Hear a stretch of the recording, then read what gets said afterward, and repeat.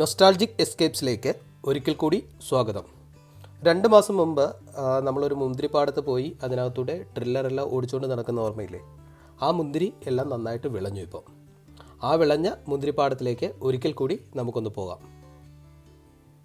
അന്ന് പച്ച നിറത്തിൽ കണ്ടിരുന്ന മുന്തിരികളെല്ലാം ഇപ്പോൾ നല്ലപോലെ മൂത്ത് വിളഞ്ഞ് പഴുത്ത് ഇതുപോലെ കറുത്ത നിറമായി കിടക്കുന്നു. ആ മുന്തിരികൾ കണ്ടില്ലേ, നന്നായിട്ട് വിളഞ്ഞ് നല്ലപോലെ ഇതായിട്ടുള്ള മുന്തിരിയാണ്. ഇപ്പം വിളവെടുക്കുന്ന സമയമാണ്. അപ്പം ആ മുന്തിരിപ്പാടത്തിനകത്ത് ഒത്തിരി പേരുണ്ട്. ആ മുന്തിരി പറിച്ചുകൊണ്ടിരിക്കുകയാണ്.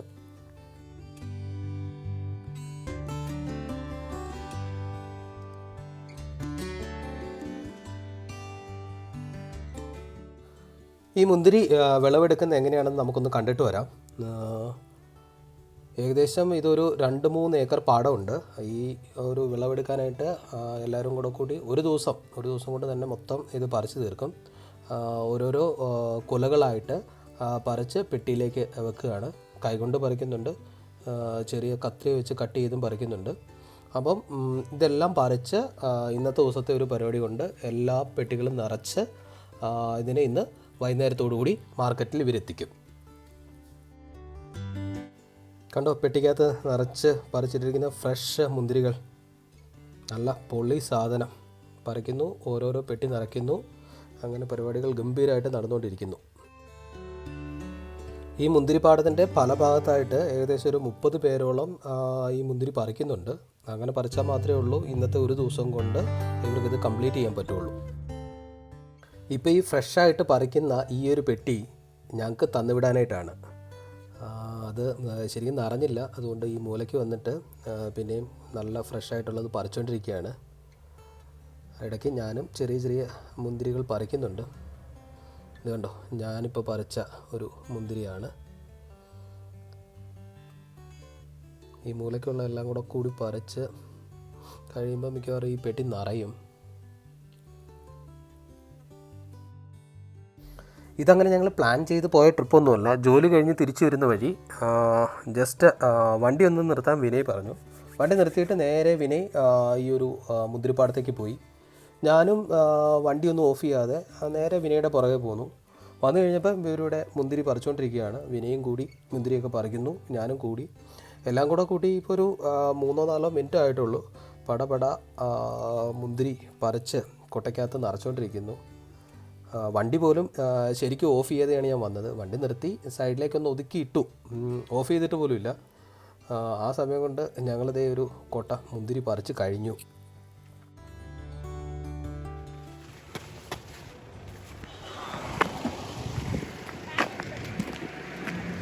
ഇത് നമുക്ക് കിട്ടിയ മുന്തിരിങ്ങയാണ്. ഏകദേശം ഒരു 10 കിലോയ്ക്ക് മുകളിലുണ്ട്. ഇത്രയും മുന്തിരിങ്ങ ഒരുമിച്ച് കിട്ടിക്കഴിഞ്ഞാൽ ജ്യൂസെല്ലാം അടിച്ച് കുടിക്കുക എന്ന് പറഞ്ഞാൽ അതിനൊരു പരിധിയില്ലേ.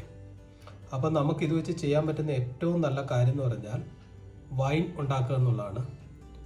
നമ്മളിതിനു മുമ്പ് 2 പ്രാവശ്യം ഗ്രേപ്സ് വെച്ച് വൈൻ ഉണ്ടാക്കിയിട്ടുണ്ട്. അപ്പോൾ ആ ഒരു എക്സ്പീരിയൻസ് വെച്ചിട്ട് നമ്മളിന്ന് ഇത്രയും മുന്തിരിങ്ങ വെച്ചിട്ട് ഒരു വൈൻ ഉണ്ടാക്കാൻ പോവുകയാണ്.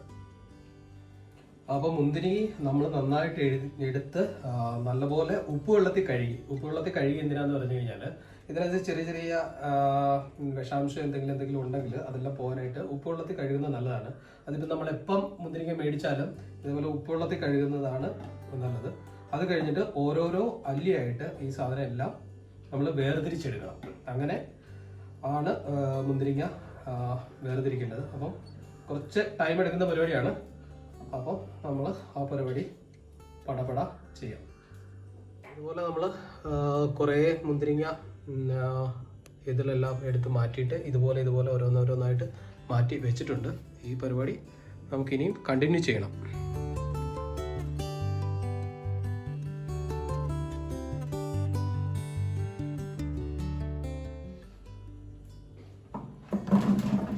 ശരിക്കും ഇതുപോലുള്ള ഇതൊക്കെ ഇട്ട് വേണ്ടത് ഭരണിയൊക്കെയാണ് വേണ്ടത്. അപ്പോൾ നമുക്ക് ഭരണിയും കാര്യങ്ങളൊക്കെ ഇത്രയും വലിയ ഭരണി ഇവിടെ ഇല്ല. അപ്പോൾ അതുകൊണ്ട് നമ്മൾ ഈ പാത്രത്തിലൊക്കെ വെച്ച് അഡ്ജസ്റ്റ് ചെയ്യാനുള്ള ഒരു പരിപാടിയാണ്.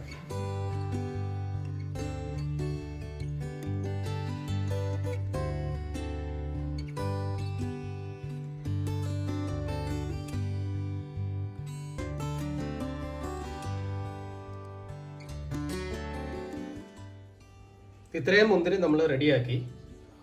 ഏകദേശം ഇതൊരു ബക്കറ്റിൻ്റെ 3/4 ഭാഗത്തോളം വരും. കുറച്ച് മുന്തിരിങ്ങ എടുത്ത് മാറ്റി വെച്ചു. മീനും ലച്ചും ജ്യൂസ് അടിക്കണം എന്ന് പറഞ്ഞ് എടുത്ത് മാറ്റി വെച്ചിരിക്കുകയാണ്. അപ്പോൾ വൈൻ്റെ അടുത്ത ഘട്ട പ്രോസസ്സിലേക്ക് തുടങ്ങുകയാണ്. നമ്മളിപ്പോൾ ഈ വെച്ചിരിക്കുന്ന മുന്തിരിങ്ങയെല്ലാം നമ്മൾ നല്ലപോലെ ഞെരടി ഇങ്ങനെ ശരിക്കും അങ്ങ് പൊടിക്കണം. തൊലിയും ആ പറഞ്ഞ ഇതെല്ലാം കുരുവെല്ലാം വെളി വരുന്ന രീതിയിൽ നല്ലപോലെ ഇവന് ഞെരടണം. അതാണ് ആദ്യത്തെ പ്രോസസ്സ്. ഓരോ മുന്തിരിങ്ങ എടുത്ത് പൊട്ടിച്ച് നമ്മൾ അതിൻ്റെ തൊലിയും ഇതെല്ലാം വേർതിരിച്ച് റെഡിയാക്കണം. നമ്മുടെ ഇതിനകത്തേക്ക് കുറച്ച്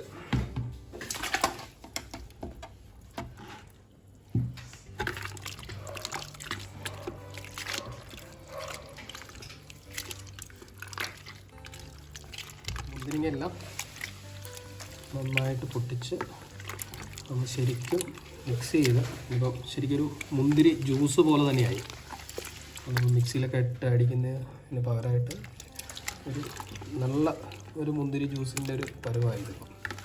ഇന്നത്തെ തരി പോലും വെള്ളമൊന്നും അങ്ങനെ ചേർത്തിട്ടില്ല. ഇത് മുന്തിരിങ്ങ മാത്രമേ ഉള്ളൂ. അത് പൊട്ടിച്ചപ്പോൾ ഉണ്ടായിട്ടുള്ള വെള്ളമാണ് ശരിക്കും ഒരു മുന്തിരി ജ്യൂസ് പോലെ. ഫ്രഷ് മുന്തിരി ജ്യൂസ് എന്ന് പറയും.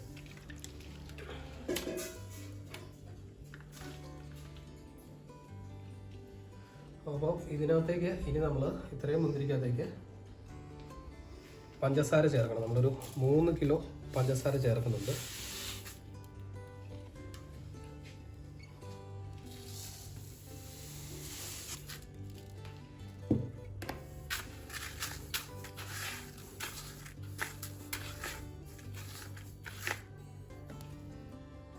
നമ്മൾ പഞ്ചസാര ഇട്ടതിന് ശേഷം നമ്മൾ ഇനി ഇടാൻ പോകുന്നതെന്ന് പറഞ്ഞാൽ സൂചി ഗോതമ്പാണ്. ഇത് 1 കിലോ സൂചി ഗോതമ്പ് നന്നായിട്ട് ഇത് ചെയ്തിട്ട് ഇതിൻ്റെ മുകളിലേക്ക് നമ്മൾ മിക്സ് ചെയ്തിടണം.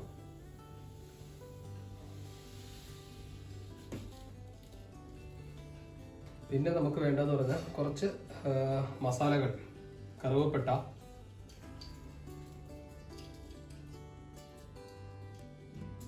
ഗ്രാമ്പൂ,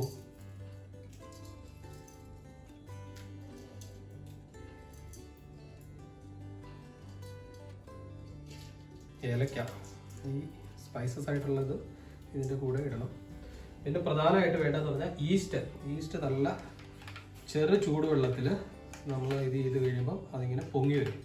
ഈ പൊങ്ങി വരുന്ന ഈസ്റ്റ് നമ്മൾ ഇതിൻ്റെ മുകളിൽ ഒഴിച്ചു കൊടുക്കണം.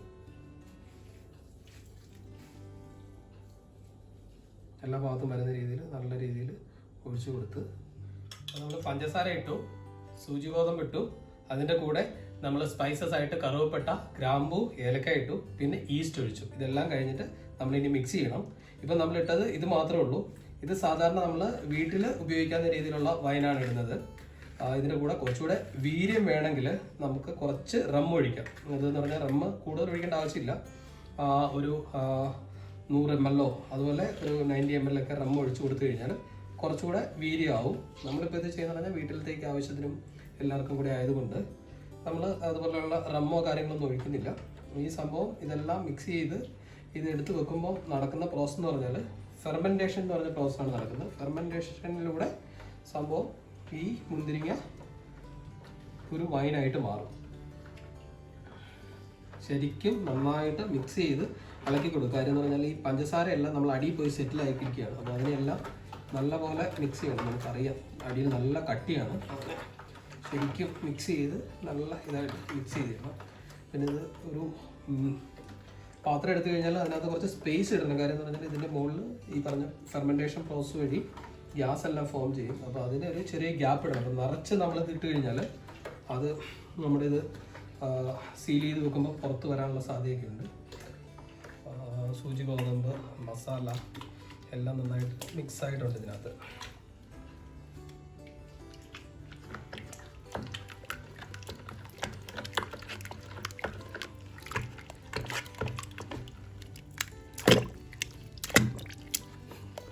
നമ്മുടെ വൈൻ്റെ നമ്മൾ പ്രോസസ് എന്ന് പറഞ്ഞാൽ ഇതുപോലെ മിക്സ് ചെയ്ത് വെച്ചിരിക്കുന്നത് നമ്മൾ അടച്ച് സീൽ ചെയ്ത് വെക്കണം.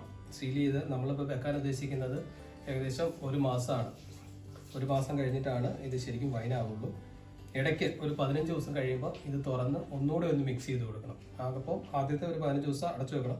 15 ദിവസം കഴിഞ്ഞിട്ട് ഒന്നുകൂടെ തുറന്ന് ഒന്ന് മിക്സ് ചെയ്തിട്ട് അടുത്ത 15 ദിവസം കഴിഞ്ഞാണ് നമ്മൾ വൈൻ എടുക്കേണ്ടത്. നമ്മുടെ ഇപ്പോഴത്തെ ഇതിൻ്റെ ടേസ്റ്റ് ഒന്ന് നോക്കാം.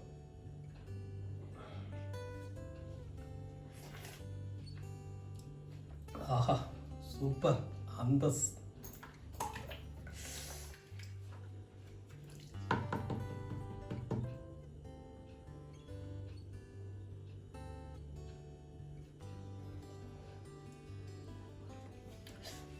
സൂപ്പർ സാധനം കേട്ടോ.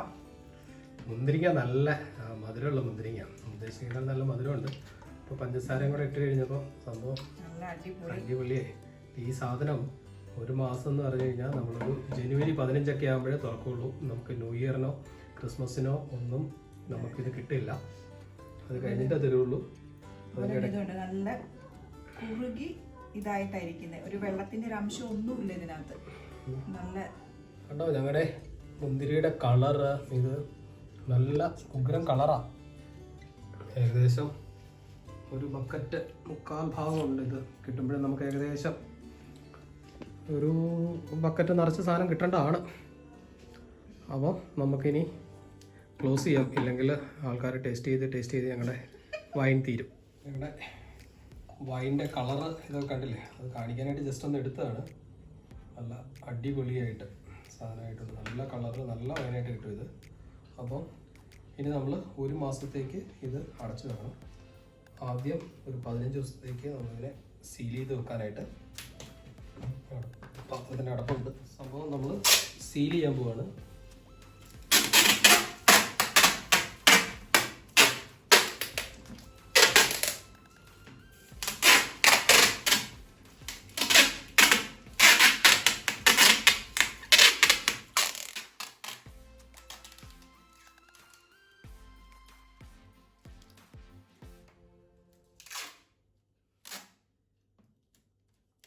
അപ്പോൾ വൈൻ്റെ പ്രോസസ്സിൻ്റെ അവസാന ഘട്ടത്തിലാണ്. നമ്മൾ എയർ ടൈറ്റ് ആയിട്ട് എല്ലാം റെഡിയാക്കി വെച്ചു. ഇനി 15 ദിവസം കഴിഞ്ഞ് നമ്മൾ തുറന്ന് ഒന്നുകൂടെ ഒന്ന് ഇളക്കി വെക്കും. അത് കഴിഞ്ഞിട്ട് അടുത്ത 15 ദിവസം, അങ്ങനെ ഒരു മാസം ഇരുന്ന് കഴിഞ്ഞാലാണ് ഇത് വൈനായിട്ട് മാറുള്ളൂ. അപ്പം നമുക്ക് ഒരു മാസത്തേക്ക് ഇനി വൈനിന് വേണ്ടി വെയിറ്റ് ചെയ്യാം. അപ്പം ഞങ്ങളുടെ ഈ വീഡിയോ ഇഷ്ടമായെങ്കിൽ ലൈക്ക് ചെയ്യുക, ഷെയർ ചെയ്യുക, സബ്സ്ക്രൈബ് ചെയ്യുക. കൂടാതെ വൈൻ തുറക്കുന്ന വീഡിയോയ്ക്ക് വേണ്ടി വെയിറ്റ് ചെയ്യുക.